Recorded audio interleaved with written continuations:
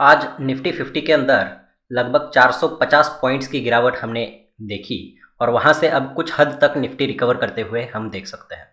तो इतनी बड़ी गिरावट 450 पॉइंट की गिरावट या फिर हम कहें 2.5% तक की एक सीवियर सेलिंग आज मार्केट में होने का अगर हम रीज़न देखें तो इसके पीछे एक बहुत इम्पॉर्टेंट रीज़न है और वो है कोविड का अभी एक नया वेरिएंट साउथ अफ्रीका के अंदर मिला है और इसी के चलते ग्लोबल मार्केट में एक बहुत पैनिक क्रिएट हो चुका है और इस पैनिक की वजह से आज मार्केट के अंदर भी काफ़ी गिरावट हम देख रहे हैं। और ये हमें सिर्फ न्यूज़ के बेसिस पे नहीं बल्कि हमें चार्ट के ऊपर भी यही दिखते हुए हम देख सकते हैं, क्योंकि आज अगर हम देखें मार्केट इतना गिरने के बावजूद जो फार्मा स्टॉक्स हैं जो पिछले कई दिनों से अंडर परफॉर्म कर रहे थे, आज फार्मा स्टॉक के अंदर काफ़ी तेज़ी है। अगर हम देखें डिवीज़ लैब के अंदर तो 3.5% की तेज़ी हमें डिवीज़ लैब में दिखाई दे रही है। डॉक्टर रेड्डीज़ में 4.5% 5% तक की तेज़ी डॉक्टर रेड्डी के अंदर हम देख रहे हैं। सिप्ला के अंदर अगर हम देखें तो 8% की तेज़ी आज हमें दिखाई दे रही है। और सारे जो फार्मा स्टॉक्स है, ल्यूपिन हो गया, औरोबिंदो फार्मा है, तो सारे जो फार्मा स्टॉक्स हैं जिनके अंदर पिछले कई दिनों से काफ़ी ज़्यादा सेलिंग हो चुकी थी, काफ़ी ज़्यादा अंडर परफॉर्म कर रहे थे, लेकिन जैसे ही ये न्यूज़ आई साउथ अफ्रीका के जो नए वेरिएंट के बारे में, तो जो फार्मास्यूटिकल स्टॉक्स है इनके अंदर काफ़ी तेज़ी हमें देखने को मिली। और वहीं पे अगर हम बात करें बैंकिंग स्टॉक्स के अंदर, एनबीएफसीज, इनके अंदर हमें काफ़ी गिरावट आज हमें देखने को मिली है।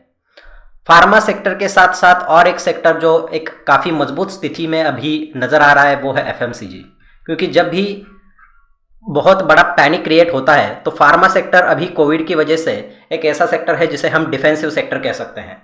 जब कोविड की न्यूज़ आएगी तो फार्मा स्टॉक्स अप जाएंगे, फार्मा स्टॉक्स ऊपर जाएंगे, और वही लॉजिक एफएमसीजी के अंदर भी है। चाहे कितनी भी बड़ी प्रॉब्लम क्यों ना हो, कंजम्पशन जो है वो लोग करते रहेंगे, फार्मास्यूटिकल्स में भी उसका बेनिफिट डेफिनेटली मिलेगा।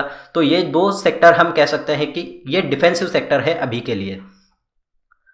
तो एफएमसीजी की अगर हम बात करें तो नेस्ले इंडिया 1% के आसपास ऊपर है।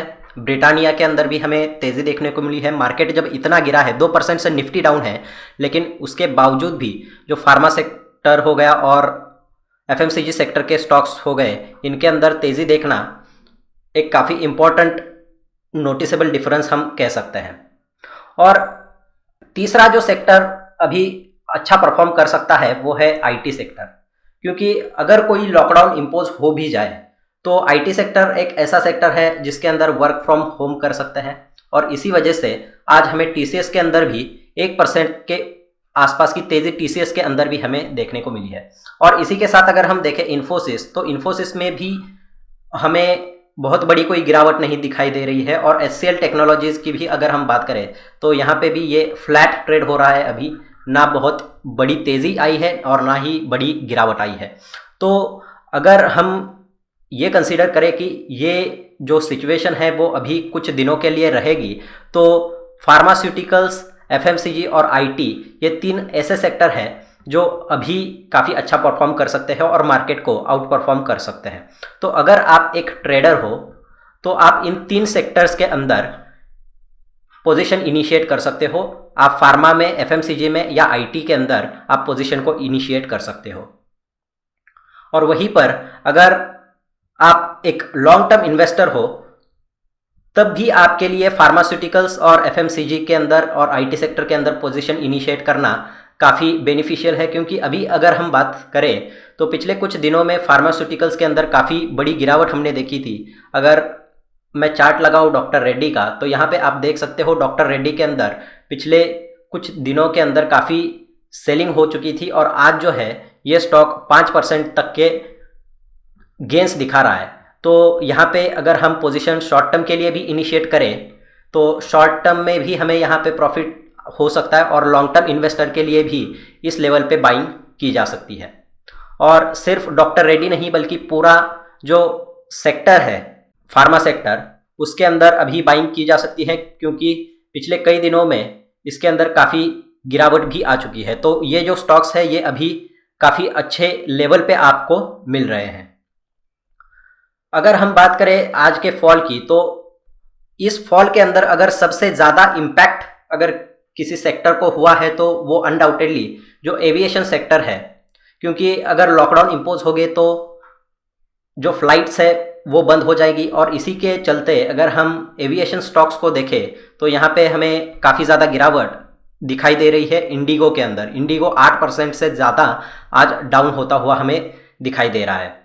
और अगर लॉकडाउन इम्पोज हो जाएंगे तो होटल सेक्टर भी एक ऐसा सेक्टर है, होटल इंडस्ट्री भी यहाँ पे इम्पैक्ट हो सकती है। और इसी के चलते होटल स्टॉक्स के अंदर भी हम यहाँ पे गिरावट आज देख रहे हैं। तो कितना सीवियर ये सेलिंग होगा ये हमें अभी जज करना डिफ़िकल्ट है, क्योंकि ये जो सिचुएशन है ये कहाँ तक जाती है ये हमें अभी तक पता नहीं है।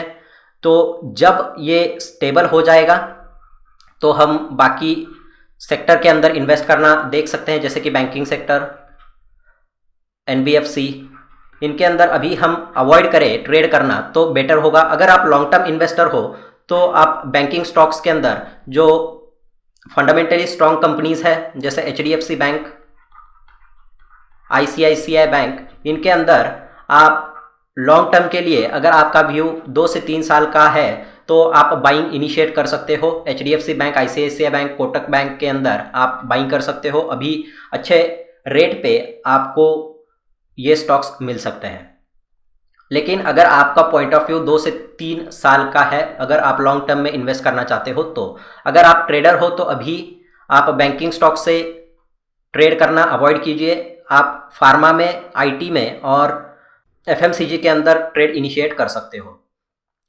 तो ये जो अभी पैनिक मार्केट में हो रहा है, इसके लिए अगर हम बात करें लॉन्ग टर्म इन्वेस्टर को क्या करना चाहिए, तो अगर आप एक लॉन्ग टर्म इन्वेस्टर हो तो यहाँ पे आप स्टैगर्ड बाइंग कर सकते हो। एक ही टाइम पे पूरा जो पैसा है उसको इन्वेस्ट नहीं करना है, हमें ग्रेजुअली उस स्टॉक के अंदर पोजीशन क्रिएट करनी है और जो क्वांटिटी है उसको बिल्डअप करते जाना है। तो अगर गिरावट और होती है तो वहां पे आप बाय ऑन डिप्स की स्ट्रैटेजी यूज करके आप क्वांटिटी बिल्ड कर सकते हो। लेकिन यहाँ पे आपको जो अच्छे फंडामेंटली स्ट्रॉन्ग स्टॉक्स है उन्हीं के अंदर बाय ऑन डिप्स की स्ट्रैटेजी लॉन्ग टर्म के लिए अप्लाई करनी है। तो अगर आप एक ट्रेडर हो तो ट्रेडर के लिए अभी हमने बात की ही है कि बैंकिंग स्टॉक्स को आप अवॉइड कर सकते हो और एफएमसीजी, आईटी और फार्मा सेक्टर के अंदर आप पोजीशन इनिशिएट कर सकते हो। तो अभी निफ्टी 17,100 के लेवल को भी आज तोड़ के नीचे ट्रेड कर रहा था। तो और कितनी गिरावट होगी ये डेफिनेटली हम कह नहीं सकते कि कितनी बड़ी और गिरावट होगी। ये डिपेंड करेगा कि कोविड की वजह से जो इम्पैक्ट आने वाला है वो कितना रहेगा, उसके ऊपर ये सेलिंग कब तक रहेगी वो डिसाइड होगा। तो अभी एक ही बात मैं कहूँगा, अगर आप एक लॉन्ग टर्म इन्वेस्टर हो तो पैनिक के अंदर सेल मत कीजिए, पैनिक में सेलिंग नहीं करना है। अगर आपका व्यू 2 से 3 साल के लिए है, अगर आपने अच्छे स्टॉक्स के अंदर इन्वेस्ट कर रखा है तो उसके अंदर अभी जो गिरावट है उसको देख के पैनिक सेल नहीं करना है। बल्कि अगर आपका पॉइंट ऑफ व्यू 2 से 3 साल का है तो यहाँ पे आप बाय ऑन डिप्स की स्ट्रैटेजी अप्लाई करके और आपकी क्वांटिटी को बिल्डअप कर सकते हो। अगर आप एक ऑप्शन ट्रेडर हो, स्पेशली ऑप्शन सेलर हो, तो यहाँ पे आप एक चीज़ काफ़ी अच्छे से ऑब्जर्व आपको करनी चाहिए। इंडिया विक्स वॉलेटिलिटी इंडेक्स जो है आज 15% से ज़्यादा शूटअप हो चुका है और इसने लगभग 20 को टच कर रखा था। आज 19.96 का हाई अभी इसके अंदर हमने देखा है इंडिया विक्स के अंदर। तो अगर ऑप्शन के प्राइसेस, ऑप्शन के जो प्रीमियम्स है वो आज काफ़ी हाई होंगे।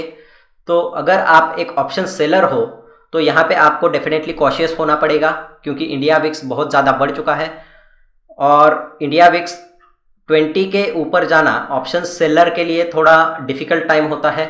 यहाँ पे आप एक स्ट्रैटेजी ये कर सकते हो कि आप लॉन्ग टर्म में ऑप्शन सेल कर सकते हो। लॉन्ग टर्म में अगर आपको ऑप्शन सेल करने हैं तो यहाँ पे आपको प्रीमियम अच्छा मिलेगा। और अगर आप ऑप्शन बाय करना चाहते हो तो भी अभी आप सोच समझ के ही ऑप्शन बाय करो, क्योंकि अभी इंडिया विक्स काफ़ी शूटअप हो चुका है और प्रीमियम्स काफ़ी हाई हो चुके हैं। तो यहाँ पे अगर विक्स डाउन चला जाएगा तो प्रीमियम्स कोलैप्स हो सकते हैं। तो ऑप्शन के लिए अगर हम ट्रेडिंग की बात करें तो यहाँ पे थोड़ा कॉशियस होकर ऑप्शन में अभी आपको ट्रेड करना चाहिए।